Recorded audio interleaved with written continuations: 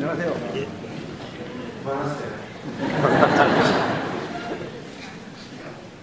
네, 낯선 신부가 비싸고 강원도에 올라오니 뭐하러 왔나 싶으시죠? 대답 안 하실 거죠? 아니면 또 뭐 도와달라 왔나 싶으신가요? 또 대답 안 하실 거죠? 네. 오늘 외국공성당 신자분들께 도움을 청하려고 이렇게 왔습니다. 저도 본당에 본대식으로 있어봐서 알지만 좀 도와달라고 오시는 분들, 물론 신자분들께서 기꺼이 도와주시기도 하지만 또 한편으로 본당 시장에서 보면 부담이 될 수도 있다는 것을 저도 잘 알고 있습니다. 좀 어쩌겠습니까? 저희같이 이렇게 특수사모에서 일하는 신부들이 비를 보시라고는 본당에 있는 신자분들이 없으니 말입니다. 이왕 도와주십사 청하러 왔으니까 제 얘기를 좀 본격적으로 시작해도 될까요? 네. 반수만 들으실 의향이 있으시죠? 시작을 하겠습니다. 해도 되나요? 네. 이야기를 꺼내기에 앞서서 우선 이렇게 월곡동 성당에서 도움을 청할 수 있도록 허락해 주신 교장 신부님께 다시 한번 감사를 드립니다. 저는 서울교구 교정사목에서 일하고 있는 김서원 베드로 신부라고 합니다. 오늘 제가 이렇게 이곳 월곡동 성당에 온 이유는 저희 교정사목에 후원회원이 좀 되어주십사 하는 청을 드리러 왔습니다. 저희 교구의 교정사목은 70% 이상의 살림을 일반 후원회원분들의 후원금으로 운영하고 있습니다. 30%는 교구의 보조를 받고 있고요. 70%는 자체 후원금을 받아서 운영하고 있는데 오랫동안 후원해 주시는 분들이 연세도 드시고 또 돌아가시기도 하시고 또 이런저런 경제적인 이유들로 후원 회원들이 줄다 보니까 지속적으로 이렇게 새로운 후원 회원들을 모집해야만 하는 실정에 처해 있습니다. 교정사모 생소하시나요? 아니면 들어보셨나요? 네. 이빨 교정하고 이런 거 생각 짐작하시듯이 교정사목은 감옥에 갇혀있는 재소자들이나 출소자들 그리고 범죄로 인해서 피해를 입으신 분들을 위해서 교회의 이름으로 사목을 하는 그러한 일입니다. 교정사목을 좀 도와주십사 청하면 어떤 분들은 저에게 아니 신부님 세상에 도와줄 사람들이 얼마나 많은데 죄 짓고 들어가 있는 분들까지 도와줘야 되니까 그렇게 말씀하시는 분들이 있습니다. 아주 틀린 말씀만도 아닙니다. 어떻게 여러분들도 그런 마음이 좀 드시나요? 대답도 안 하시는군요. 누가입니다. 해보죠. 물론 재소자들이나 출소자들이 범죄를 저지르고 그 대가를 치르고 있는 것은 사실입니다. 하지만 사실 곰곰이 생각해보면 살아있는 우리 모두 어느 한 사람 죄짓지 않고 사는 사람 없죠. 다 죄를 짓고 삽니다. 그렇죠? 5분만 죄짓고 사시는군요. 역시 월곡동 성당 신자분들은 영성이 뛰어나도 죄 안 짓고 사는 것 같습니다.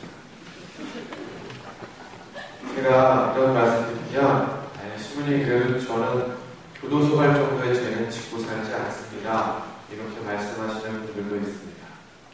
여러분들도 그렇게 얘기하고 싶으신가요? 아니요. 사실 그렇게 얘기할 수도 있겠지만 한편으로 하느님의 시선으로 바라본다면 다들 도토리 기재기 아닐까 싶습니다. 그들은 어찌 보면 공식적으로 죄의 대가를 공개적으로 치르고 있는 것이고 우리는 비슷한 죄를 지어도 걸리지 않았으니까 아닌 척하고 살아가고 있는 모습을 보았는가 생각해볼 문제입니다. 교도소 갈 정도의 죄, 이런 얘기하면 그래도 저는 사람을 죽이는 그런 극악무도한 짓은 안 합니다 라고 얘기할 수도 있겠지만 사람을 죽인다는 것이 꼭 칼을 들고 찔러 죽여야만 사람을 죽이는 것은 아닙니다. 사실은 말로, 눈빛으로 사람들의 비수가 되어서 꽂힐 수 있는, 그렇게 해서 사람을 마음으로 죽이는 일도 사람을 죽이는 일이죠. 올 한 해 대구에서 학교 폭력으로 자살한 학생들이 12명이 된다면 한 달에 한 명꼴로 죽는 거예요. 그럼 학교 폭력으로 죽은 이 학생들이 폭력하는 아이들이 걔네들을 옥상에 끌고 올라가서 등떠밀어 죽인 거 아니에요? 어떻게 죽였을까요? 스마트폰으로, 말로, 눈빛으로 왕따시키고 또 괴롭히고, 그래서 그런 말들이 결국 그 아이를 스스로 옥상으로 올라가서 스스로 몸을 내던지게 만드는 그런 무시무시한 말들이 결국 사람을 죽여야 하는 경우도 많이 있습니다. 또 한 가지는 우리는 단순히 범죄를 저지른 사람들의 그 결과만을 보고 그 사람을 판단한다는 겁니다. 물론 여론의 잘못, 언론의 잘못도 있겠지만 언론에 보도되는 것이 누가 몇 명을 죽였다, 이런 보도가 나오면 우리는 너무 쉽게 이런 쳐죽일러라고 쉽게 말을 합니다. 물론 그런 범죄는 당연히 그 범죄에 대한 대가를 치러야 합니다. 하지만 좀 더 성숙하고 건강한 사회라면 그 사람이 왜 그런 죄를 저질렀을까 하고 질문을 할 수 있는 사회가 좀 더 성숙하고 건강한 사회가 아닌가 싶습니다. 그 사람이 저지른 죄를 합리화시켜주자는 말은 아닙니다. 다만 왜 그랬을까? 왜 그 지경까지 갔을까? 라고 한 번쯤은 물어줄 수 있는 마음을 가진 사람들이 많아질 때 좀 더 따뜻한 그런 사회와 세상이 될 수 있지 않을까 하는 그런 바람을 가져볼 뿐입니다. 제가 교정사목을 한다고 하면 제 아는 지인분들이나 신자분들이 저에게 가장 많이 하는 질문 중에 하나가, 신부님, 교도소 가면 그 사람들을 만나보면 무섭지 않으세요? 이런 질문을 가장 많이 듣습니다. 그럼 제가 뭐라고 답하는지 아십니까? 난 네가 더 무섭다. 이렇게 얘기해요. 교도소에 있는 사람들이 막연히 무서울 거라고, 흉악할 거라고 생각하는 그 딱딱하게 굳어버린 그 마음이 더 무섭다는 이야기입니다. 아주 오래전 이야기긴 하지만 한 20년쯤 전에 어르신들 많이 계신데요. 여의도 질주 사건이라고 하는 사건이 있었습니다. 혹시 기억하시는 분들이 있을지 모르겠습니다. 기억나시나요? 네.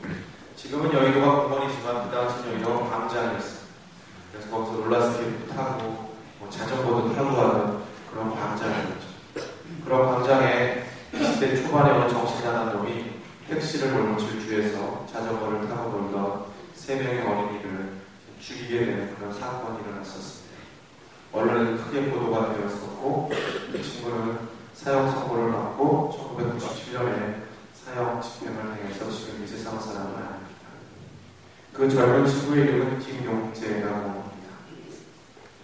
그 김용재라는 친구가 20대 초반에 그런 죄를 저지르고 재판을 받는 과정에서 아주 이상한 일이 벌어졌습니다.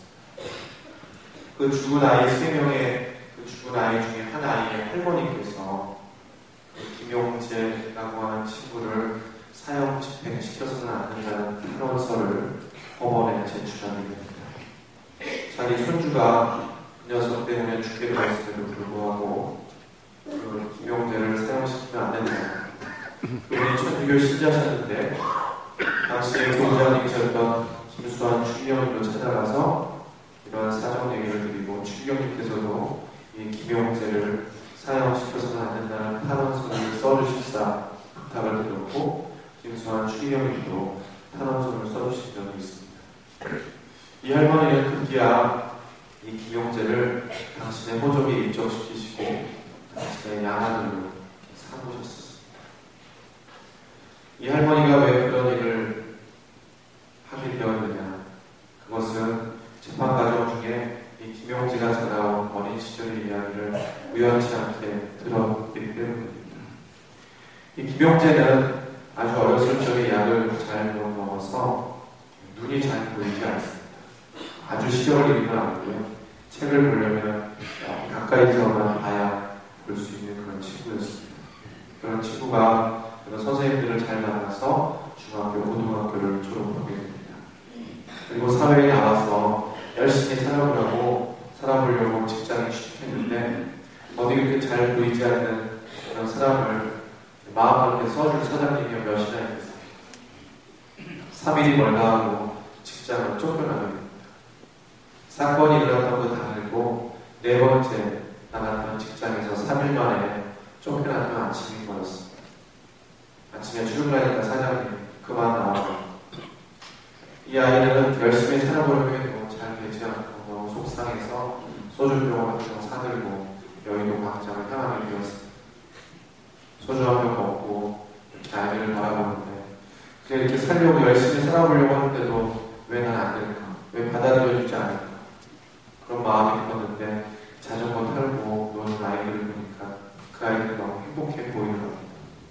순간적으로 나는 이렇게 열심히 하려고 해도 안 되는데 너희는 뭐 이렇게 행복하고 좋으냐 라는 생각이 들게 되었고 마침 옆에 세워두었던 택시를 몰고 그 아이들을 향해서 질주하게 되었고 3명의 아이를 죽이게 됐던 사건입니다.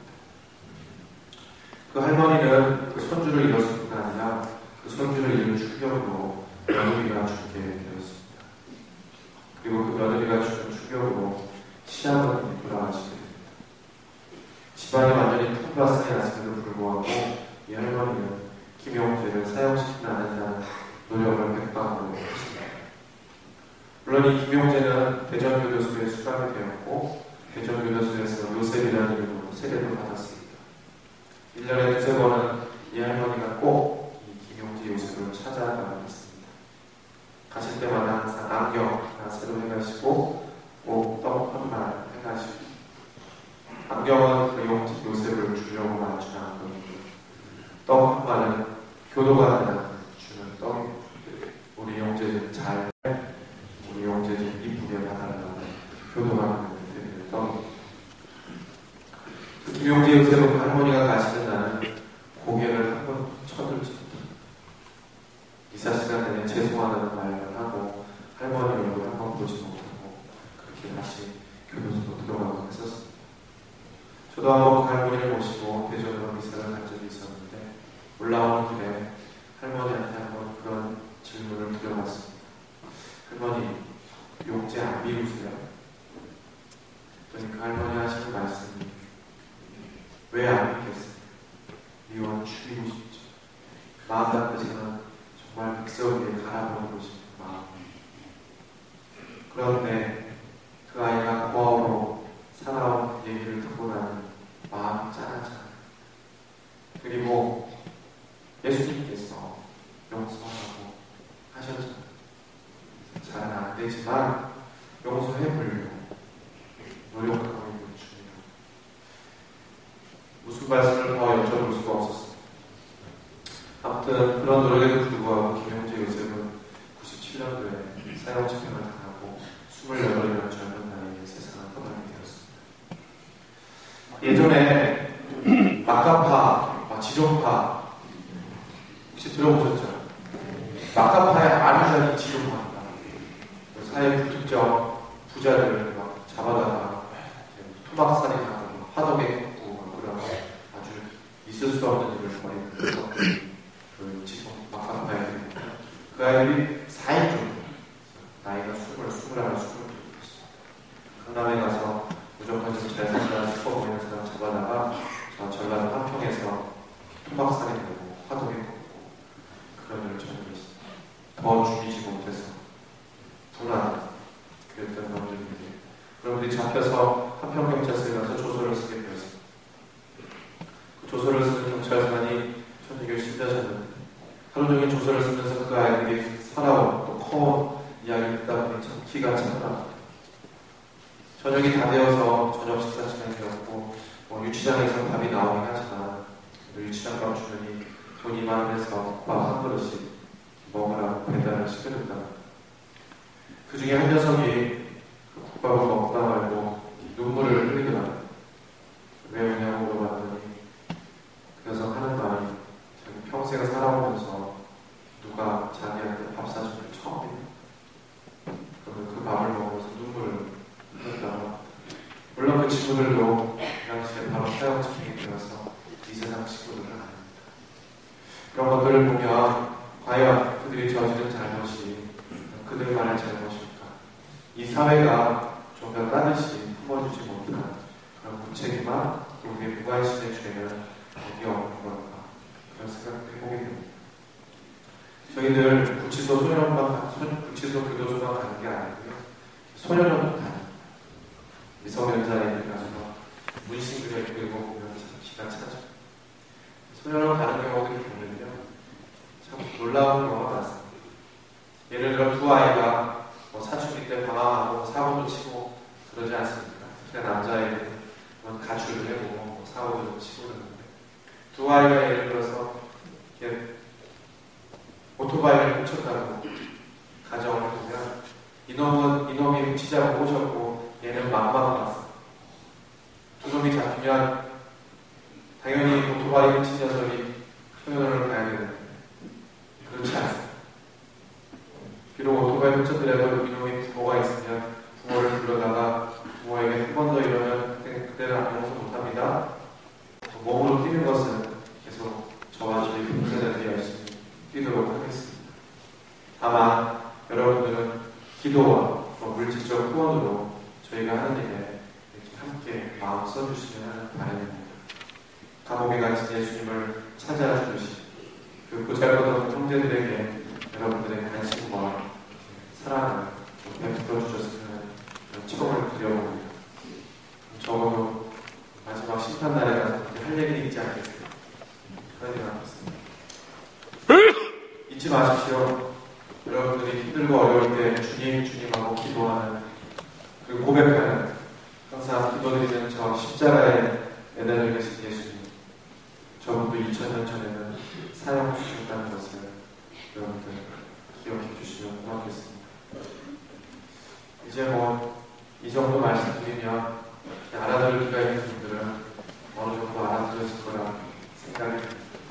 그러시죠? 네. 그러면 주보를 펴보십시오. 주보를 펴보시면 거기에 이런 종이가 하나 있으시죠? 꺼내십시오. 그리고 의자에 올리십시오. 지금 갑니다.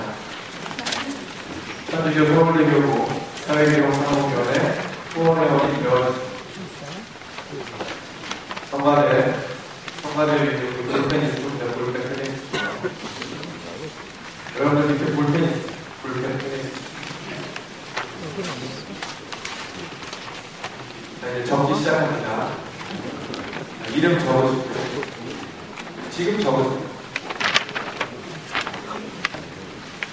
제가 원래 이렇게 뻔뻔한 친구가 아니었어요. 교정사업하고 이렇게 뻔뻔했어요. 뻔뻔하지 않으면 안 되더라고요. 이름 3명, 주소, 전화번호, 휴대폰 적어주십시오. 그리고 매월 출금에 5,000원 좋고요. 만원도 좋고 2만원 며칠에 나갈지 여러분들 번거롭지 않게 여러분들 갖고 계신 통장에서 자동이체 할 수 있도록 해드리겠습니다.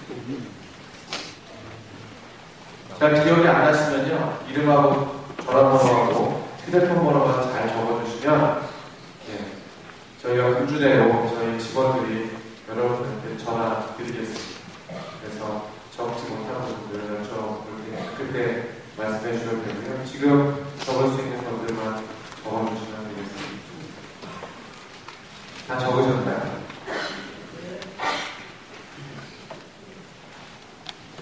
앞부분을 다 적으시면요, 뒤로 한번 펼쳐보세요. 뒷장. 요즘에는 개인정보보호법 이런 게 아주 강화돼서 자동이체 하려면 본인의 동의가 있어야 되거든요. 그래서 거기 계좌주 본인의 계좌에서 자동이체를 이용한 출금에 동의합니다. 이렇게 본인들의 서명을 해주시고 사인해 주시고요. 밑에 개인정보 동의함, 고유 식별정보 동의함 일단 체크해 주시고, 맨 밑에 2012년 11월 11일 이름과 서명을 지금 써주시면 고맙겠습니다. 여러분들 개인정보 저희를 소중하게 잘 지킬 겁니다. 수원회원 관리하는 데가 쓰이고 다른 데 쓰이지 않을까 걱정하지 마시고요. 혹시 아닌가, 제가 교정사고 마시고 월급 통성당 주입식으로 올지도 모르는 일입니다. 그럼 아무도 모르는 일입니다. 혹시라도 여기 월급은 주임치고 와가지고 오게 되면 제가 꼭 물어볼 겁니다. 저 그때 왔을 때 후원을 하시고 물어볼 겁니다. 다 써주시고요. 이따가 이거 쓰신 거는 나가는 길에 저희 직원들하고 교도소 복지소에서 봉사하시는 봉사자들이 와 계실 겁니다. 그분들한테 찍어서 주시면 되겠습니다. 그래요. 우리 시자분들 사실은 주일날 기분 좋게 이사 오셔서 맑은 얘기만 듣고 가셔야 하는데 이렇게 어둡고 심심하고 재미없는 얘기 진지하고 진심으로 들어주셔서 너무 감사드립니다. 저희들 교정사업 하는 동안 최선을 다해서 그곳에 있는 분들 돌봐드리고 그리고 다시 출소했을 때 더 건강한 모습으로 우리 사회에서 돌아올 수 있도록 그렇게 애쓰겠습니다. 여러분들 기도, 후원으로 저희 많이 기도해 주시고 기도해 주시고